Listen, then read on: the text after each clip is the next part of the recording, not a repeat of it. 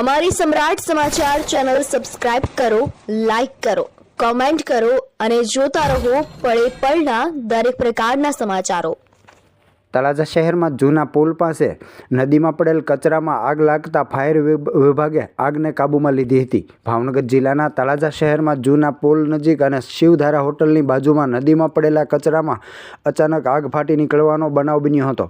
કોઈપણ કારણોસર કચરામાં આગ લાગી જતાં આસપાસના વિસ્તારમાં થોડીવાર માટે ચિંતા ફેલાઈ હતી। આ બનાવની જાણ થતાં જ તળાજા નગરપાલિકાના ફાયર ફાઇટર વિભાગને જાણ કરવામાં આવી હતી। જાણ થતાં જ ફાયર વિભાગની ટીમ તાત્કાલિક ઘટના સ્થળે પહોંચી આગ પર કાબૂ મેળવવા કામગીરી હાથ ધરી હતી અને થોડા સમયની મહેનત બાદ આગને કાબૂમાં લેવામાં સફળતા મળી હતી। સદભાગ્યે આગની લાગવાની ઘટનામાં કોઈ જાનહાનિ કે માલ મિલકતને નુકસાન થયું નથી તેવી માહિતી પ્રાપ્ત થઈ છે। જો કે આગ લાગવાના ચોક્કસ કારણ અંગે હજુ સુધી કોઈ સત્તાવાર માહિતી પ્રાપ્ત થઈ નથી।